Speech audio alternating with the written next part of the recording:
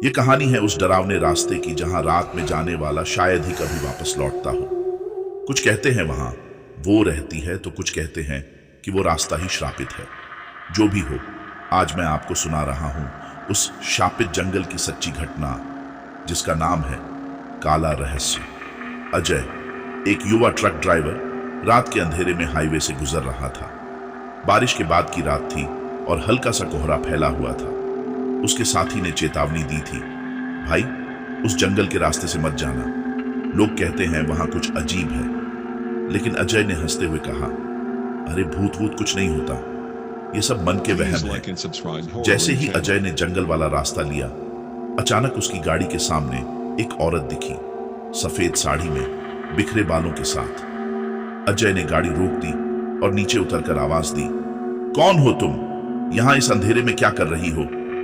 वो औरत धीरे धीरे उसकी ओर बढ़ने लगी, लेकिन उसके पैर उल्टे थे। अजय का चेहरा सफेद पड़ गया, उसकी आवाज गले में अटक गई। वो औरत एकदम करीब आ गई और फुसफुसाकर बोली, मुझे मेरे घर छोड़ दो। डर के मारे अजय ने भागकर गाड़ी स्टार्ट की, लेकिन उसकी गाड़ी अचानक बंद हो गई। अब वो जंगल के बीच फंसा था, जहां उस औरत की हंसी हर तरफ गूंज रही थी। हाँ हाँ हाँ, कहते हैं उस रात अजय की ट्रक को सिर्फ एक खाली जंगल में पाया गया। ना वो औरत मिली और ना ही अजय। तब से लोग उस रास्ते को काला रहस्य कहते हैं। तो दोस्तों, ये थी आज की भयानक कहानी। क्या आप कभी ऐसे रास्ते से गुजरे हैं जहां कुछ अनहोनी महसूस हुई हो? हमें अपनी कहानी जरूर बताएं। उस रात के बाद अजय का कोई सुराग नहीं मिला, पर कहानी यहां खत्म नहीं होती। काला रहस्य का वो जंगल, वो औरत और उसकी उल्टी चालें, ये सब कुछ और भयानक होने वाला था, क्योंकि उस जंगल की सच्चाई एक एक करके सबके सामने आने लगी। अजय के गायब होने के कुछ दिन बाद गांव का एक और ट्रक ड्राइवर रघु उसी जंगल के रास्ते से गुजरा। रघु को भूत प्रेतों पर बिल्कुल यकीन नहीं था। उसने सोचा, अजय कहीं भाग गया होगा, डरपोक कहीं का। लेकिन जैसे ही रघु की गाड़ी जंगल में पहुंची, हल्का कोहरा हर तरफ फैलने लगा। पेड़ों की टहनियां मानो हवा में कुछ बुदबुदा रही थीं। रघु ने रेडियो ऑन किया ताकि माहौल थोड़ा हल्का हो जाए। रेडियो पर गड़गड़ाहट और अचानक एक फीकी आवाज, रघु वापस लौट जाओ, ये रास्ता तुम्हारा अंत है। रघु के हाथ से गाड़ी का स्टीयरिंग छूटते छूटते बचा। उसने घबराकर रेडियो बंद कर दिया। ये क्या बकवास है, मैं पागल हो रहा हूं क्या? अचानक दूर से वही औरत की हंसी गूंजने लगी। हाँ हाँ हाँ। रघु ने आगे देखा, सड़क के किनारे वही सफेद साड़ी वाली औरत खड़ी थी। इस बार उसने अपना चेहरा ढका हुआ था। उसकी उल्टी चालें पहले से भी तेज थीं। रघु ने गाड़ी की स्पीड बढ़ाई, लेकिन जितना तेज वो जाता, उतना ही जंगल की सड़क लंबी होती जाती। ऐसा लग रहा था मानो रघु कहीं फंस चुका है। तभी गाड़ी के ऊपर किसी के चलने की आवाज आने लगी। रघु ने खिड़की से बाहर देखा, लेकिन कुछ नहीं था। फिर अचानक ट्रक का इंजन खुद ब खुद बंद हो गया। अब क्या करूं? ये सब क्या हो रहा है? तभी एक धीमी सी सरसराती आवाज उसके कानों तक आई, तुम यहां से नहीं बच सकते। रघु ने पीछे मुड़कर देखा। पीछे सीट पर वही औरत बैठी थी। उसके चेहरे से सफेद कपड़ा सरक गया। उसका चेहरा सड़ा गला हुआ था। आंखों की जगह सिर्फ गहरे काले गड्ढे थे। उसके होठों पर एक अजीब सी मुस्कान थी, जैसे किसी शिकार को देखकर शिकारी खुश होता है। रघु का शरीर कांप रहा था। वो गाड़ी से बाहर भागा। जंगल के बीच में वो इधर उधर दौड़ता रहा। पेड़ पेड़ के पीछे से कई परछाइयां उसे घूर रही थीं। कहीं से बच्चों की रोने की आवाजें, कहीं से औरतों की चीखें। अचानक सामने वो औरत फिर खड़ी हो गई। उसने अपनी हड्डी जैसी उंगली उठाई और बोली, ये जंगल तुम्हारे लिए कब्रगाह बन जाएगा, यहां से कोई नहीं लौटता। रघु के कानों में खून जमा देने वाली आवाजें गूंजने लगी। उसकी चीख पूरे जंगल में गूंज उठी। सुबह जब गांव के कुछ लोग जंगल की ओर गए, उन्हें रघु का ट्रक खाली मिला, लेकिन ट्रक के शीशों पर खून से लिखा हुआ था, अब कोई यहां मत आना, वरना अंजाम वहीं होगा। रघु का शरीर कहीं नहीं मिला, सिर्फ उसके जूतों के निशान जंगल के अंदर तक जाते दिखे। उसके बाद वो निशान गायब हो गए। गांव वालों का कहना है कि उस जंगल में कोई पुरानी आत्मा बसी हुई है। लोग बताते हैं कि वहां बरसों पहले तांत्रिक साधना करते थे। उनमें से एक तांत्रिक ने आत्माओं को वश में करने की कोशिश की, लेकिन साधना अधूरी रह गई। तभी से वो आत्माएं जंगल में भटकती हैं और हर उस इंसान को शिकार बनाती हैं जो वहां अकेला जाता था। तो दोस्तों, काला रहस्य का जंगल आज भी वही है। रात के अंधेरे में अगर आप वहां से गुजरें तो शायद आपको भी वही सफेद साड़ी वाली औरत मिल जाए। सवाल यह है, क्या आप भी उसकी नजर में आने की हिम्मत रखते हैं? क्या आप भी किसी रहस्यमयी घटना के बारे में जानते हैं? हमें अपनी कहानी बताइए और बने रहिए हमारे साथ, क्योंकि भूतिया कहानियां कभी खत्म नहीं होती। रघु के गायब होने के बाद गांव में डर का साया और गहरा हो गया। गांव वाले जंगल की ओर जाने से भी डरने लगे, लेकिन हर डर के पीछे एक कहानी होती है। उस जंगल के रहस्य को खोलने की कोशिश में एक आदमी आया, विक्रम, जो एक अनुभवी तांत्रिक था। विक्रम एक काले जादू का जानकार था, जो कई भूतिया जगहों पर जाकर आत्माओं का पीछा करता था। गांव वालों ने उसे बुलाया और जंगल के रहस्य के बारे में बताया। विक्रम ने आंखें बंद कर थोड़ी देर ध्यान लगाया और धीरे से कहा, यह कोई साधारण आत्मा नहीं है। यहां किसी की अधूरी साधना ने इस जगह को श्रापित कर दिया है। वो साधना बरसों पहले हुई थी। एक तांत्रिक ने जंगल में अमृतत्व पाने के लिए काली विद्या की साधना शुरू की थी, लेकिन साधना के अंतिम दिन उसकी जान ले ली गई। लोग कहते हैं वो आत्मा तब से जंगल में भटक रही है।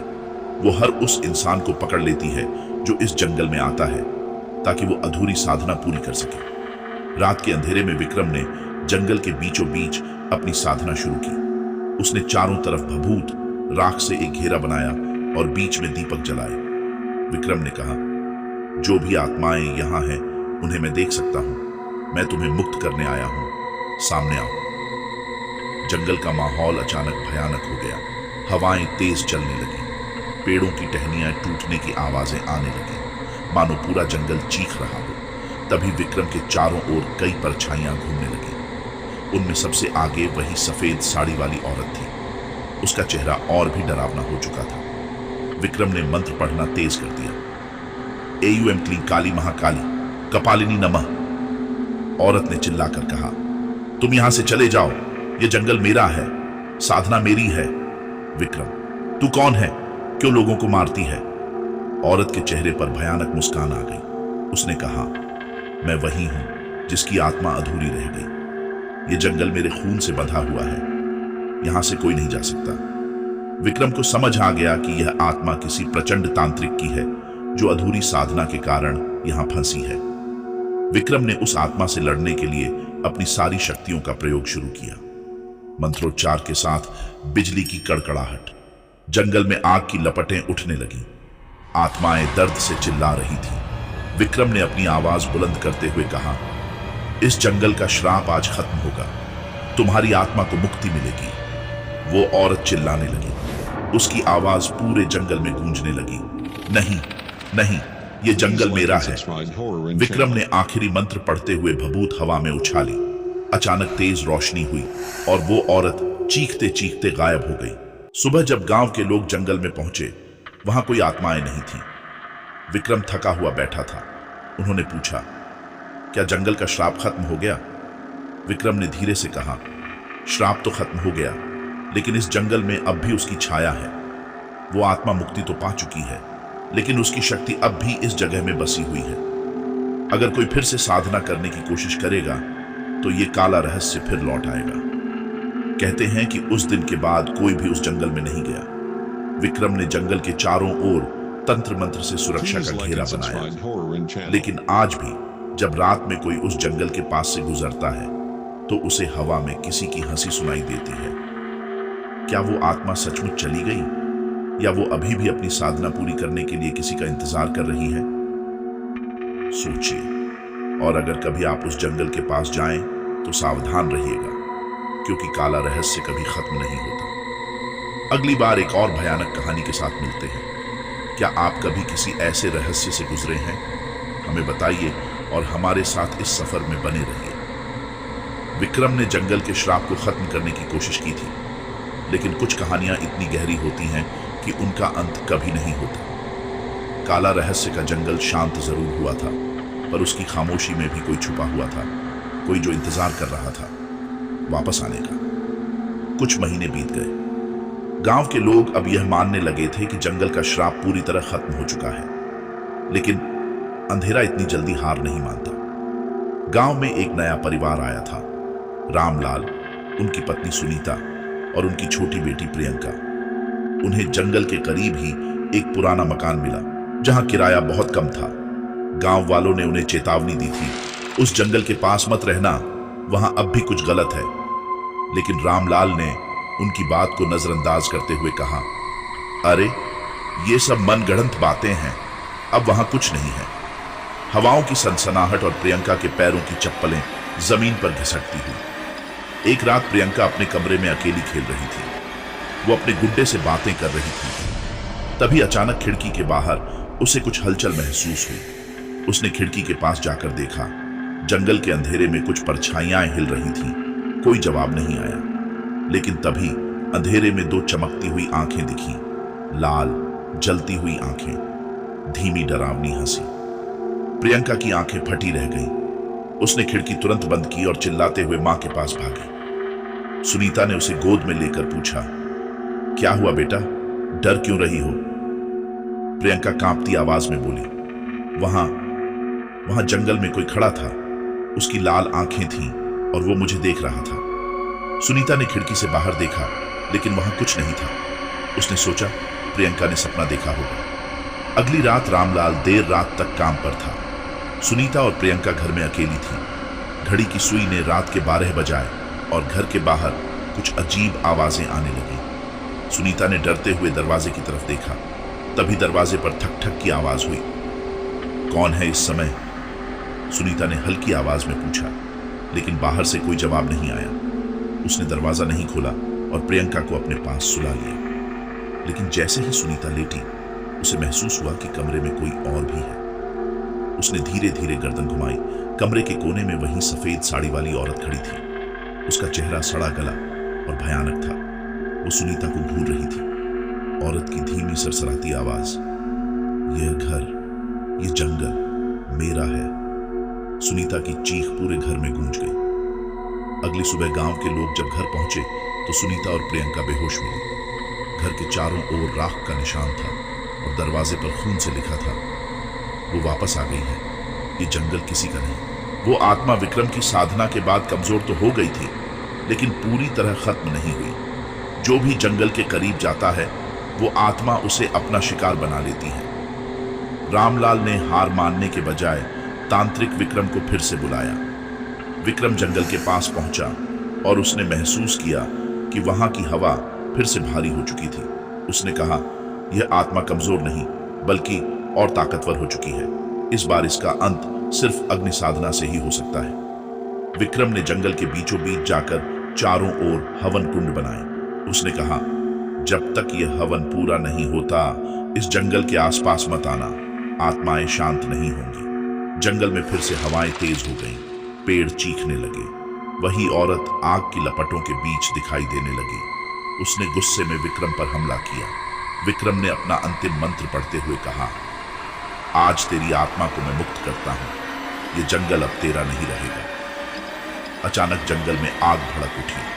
आत्मा की चीखों से पूरा वातावरण कांप उठा। औरत ने एक अंतिम चीख के साथ हवा में विलीन हो गई। सुबह जब सबने जंगल का हाल देखा, वहां सिर्फ राख बची थी। विक्रम थके हुए स्वर में बोला, अब ये जंगल शांत है, लेकिन याद रखना, अंधेरे का अंत कभी नहीं होता, ये हमेशा कहीं न कहीं लौटता है। कहते हैं उस दिन के बाद जंगल फिर कभी नहीं जागा, लेकिन जो लोग रात के अंधेरे में वहां से गुजरते हैं, उन्हें आज भी दूर से किसी औरत की परछाई दिखती है। क्या काला रहस्य खत्म हो गया या सिर्फ सो गया है? इसका जवाब शायद किसी के पास नहीं है। सोचिए, अगर कभी आपको रात में जंगल के पास से गुजरना पड़े, क्या आप रुकने की हिम्मत करेंगे?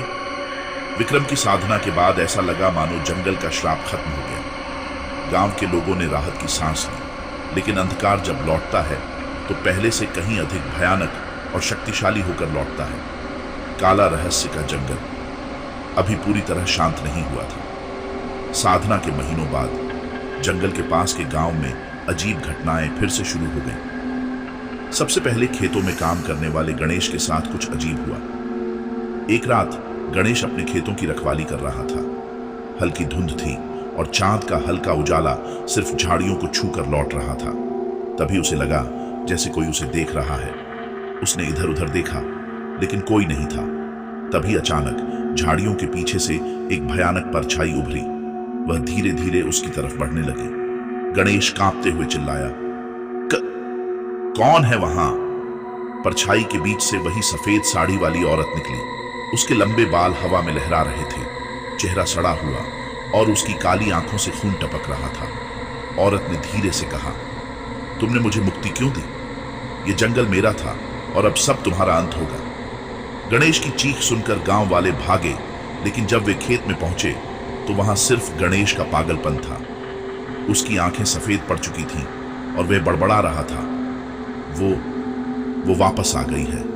जंगल की आत्माएं जाग गई हैं। गांव के बुजुर्गों ने अब मान लिया कि जंगल का श्राप खत्म नहीं हुआ। उन्होंने बताया कि आत्माएं अब और अधिक भूखी हो चुकी हैं। एक बुजुर्ग ने गांव वालों को चेतावनी दी। वो तांत्रिक आत्मा विक्रम को हारते हुए नहीं देख सकती थी।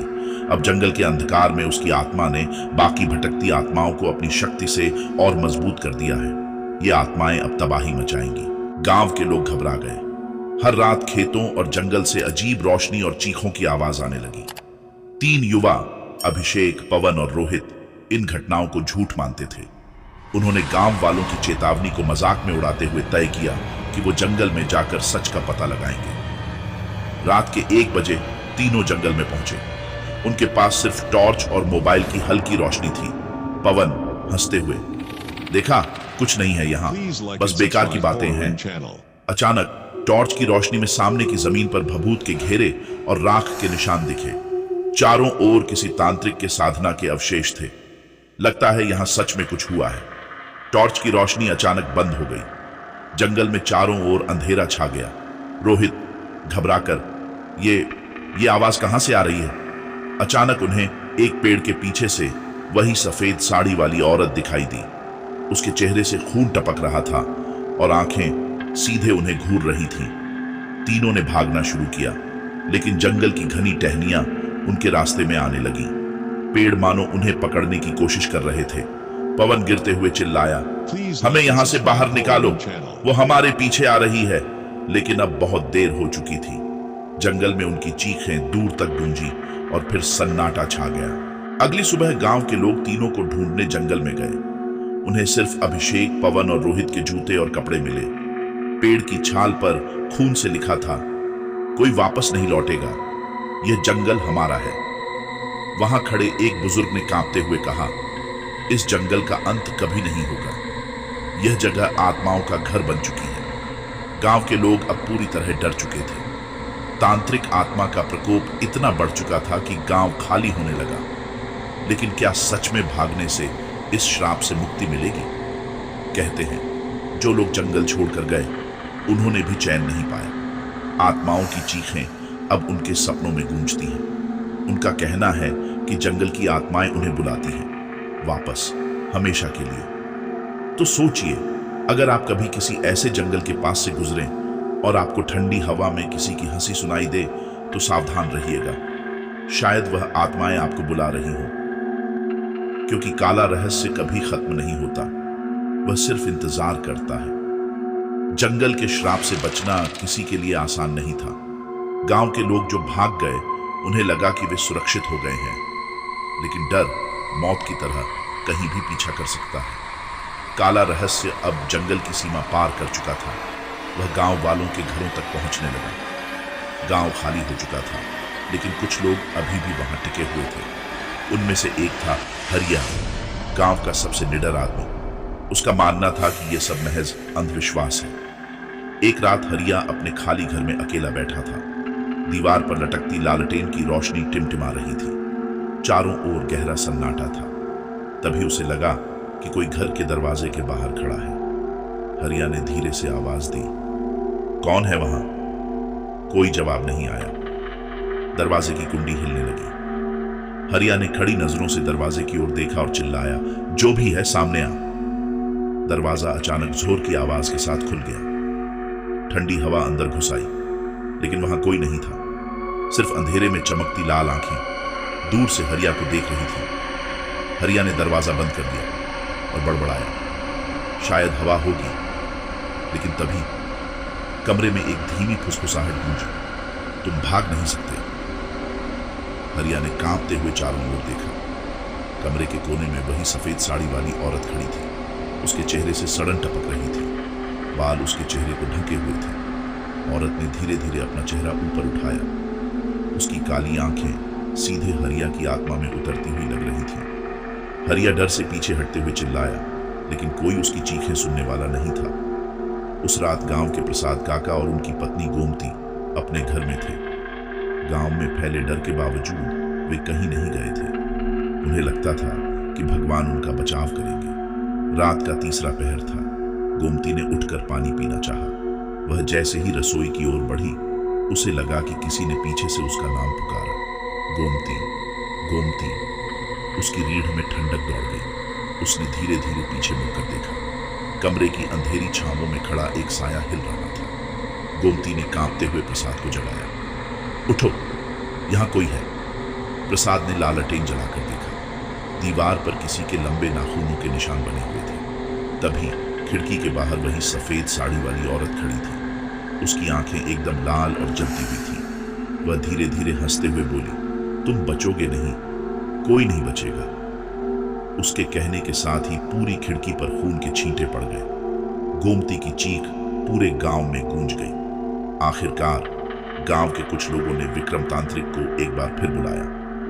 विक्रम जंगल में लौटा और चारों ओर फैले अजीब अंधेरे को देखकर समझ गया कि श्राप अब और भी ताकतवर हो गया है। उसने गांव वालों से कहा, यह साधारण आत्माओं का खेल नहीं है। जंगल की शक्ति इतनी बढ़ चुकी है कि यह अंधेरे को चारों ओर फैला चुकी है। अब यह श्राप पूरे गांव को निकल जाएगा। विक्रम ने जंगल के बीचों बीच अपनी साधना शुरू की। हवन कुंड जलाए गए, मंत्रोच्चार गूंजने लगा। एयूएम कालिकाय नमः, एयूएम भूतात्मन स्वाहा। जंगल अचानक चीखने लगा।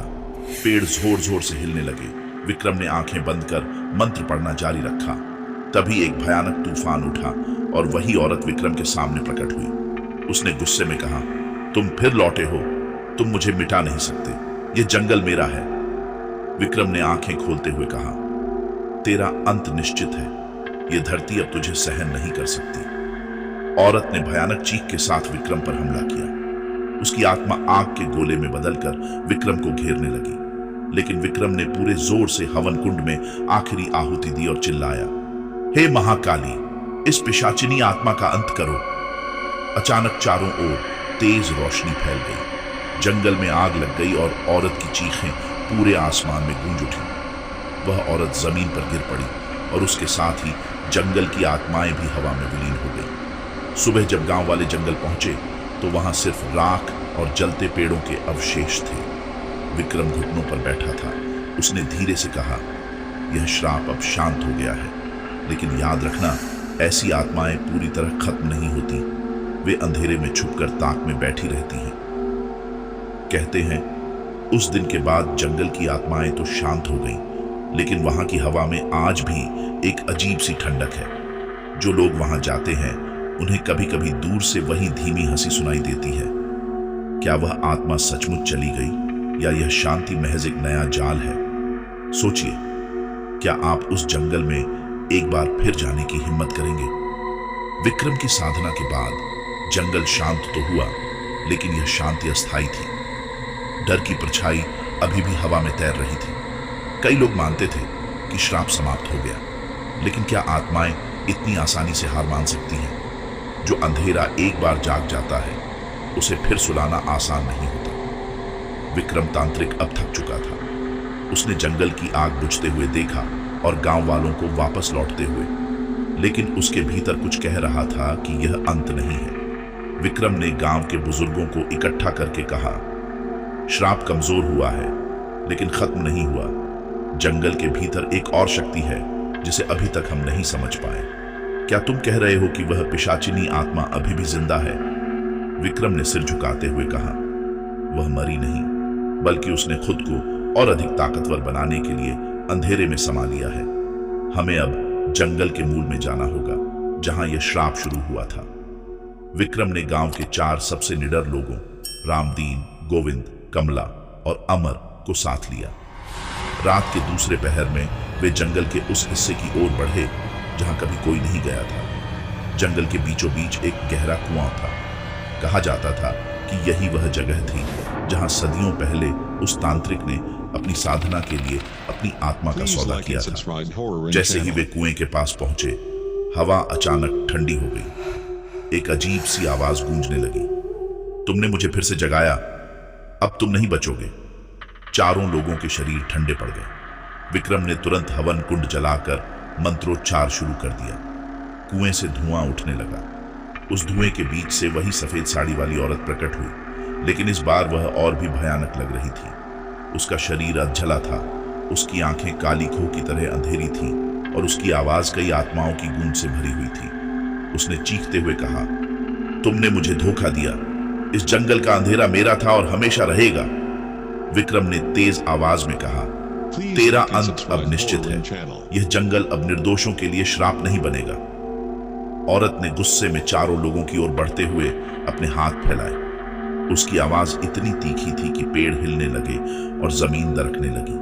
विक्रम ने अपनी पूरी शक्ति का उपयोग करते हुए हवन कुंड में आहुति दी। मंत्रोच्चार के साथ ही कुएं के अंदर से रोशनी की एक तेज लहर उठी। एयूएम काली महाकाली, भूत प्रेत विनाशिनी, आत्मसंहारिणी स्वाहा। लेकिन पिशाचिनी आत्मा इतनी शक्तिशाली हो चुकी थी कि विक्रम को अपनी जान का बलिदान देना पड़ा। उसने गांव वालों की ओर देखा और कहा, भागो यहां से। यह जंगल अब मुझे लेगा, लेकिन इसके साथ यह श्राप भी समाप्त हो जाएगा। औरत ने अंतिम बार चीखते हुए विक्रम पर झपट्टा मारा, लेकिन विक्रम ने खुद को उस कुएं में झोंक दिया। कुएं में आग की लपटें भड़क उठी और पिशाचिनी आत्मा के चीखने की आवाज दूर तक गूंजी। सुबह होते ही गांव वाले जंगल की ओर भागे। कुएं की जगह अब सिर्फ राख का ढेर था। चारों ओर शांति थी, पक्षियों की आवाज सुनाई देने लगी थी। बुजुर्गों ने कहा, विक्रम ने अपना बलिदान देकर जंगल को मुक्त कर दिया। यह अंधेरा अब हमेशा के लिए खत्म हो गया है।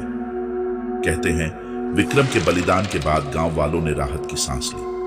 जंगल हरा भरा हो गया और वहां आत्माओं का आतंक खत्म हो गया। लेकिन कुछ लोग आज भी कहते हैं कि अगर आप उस पुराने कुएं के पास जाएं तो ठंडी हवा में एक फुसफुसाहट सुनाई देती है, मैं वापस आऊंगी। यह जंगल मेरा था और मेरा रहेगा। क्या विक्रम का बलिदान सचमुच उस आत्मा को खत्म कर सका, या वह सिर्फ गहरी नींद में चली गई है? क्योंकि अंधेरा कभी मरता नहीं, वह इंतजार करता है किसी और को अपने जाल में फंसाने के लिए। तो अगली बार जब आप किसी जंगल के पास से गुजरें और ठंडी हवा में एक धीमी हंसी सुनाई दे, तो सावधान हो जाइएगा, क्योंकि काला रहस्य कभी खत्म नहीं होता। विक्रम का बलिदान जंगल के अंधेरे को सोख चुका था। आत्माओं का आतंक खत्म हुआ। गांव वालों ने राहत की सांस ली और धीरे धीरे अपना जीवन फिर से बसाना शुरू कर दिया। जंगल अब शांत था, मानो वर्षों बाद उसने सुकून पाया हो। गांव वालों ने विक्रम के सम्मान में जंगल के पास एक छोटा मंदिर बनाया। मंदिर में विक्रम की प्रतिमा के साथ मां काली की मूर्ति स्थापित की गई। लोग वहां दीप जलाते और प्रार्थना करते कि जंगल का अंधेरा कभी लौटकर न आए। बुजुर्ग रामलाल ने बच्चों को समझाया, विक्रम ने अपनी जान देकर हमें इस श्राप से मुक्त किया। यह जंगल अब हमारे लिए सिर्फ पेड़ पौधों का घर है, लेकिन हमें हमेशा इसका सम्मान करना चाहिए। जंगल के पास से गुजरते हुए लोग अब कोई डर महसूस नहीं करते थे। वहां की हवा साफ थी, पेड़ झूमते थे और पक्षियों की आवाजें जीवन का नया संगीत सुनाती थीं। वर्षों बाद जंगल के पास एक नई सड़क बनाई गई। यात्रियों और गांव वालों का आना जाना शुरू हो गया।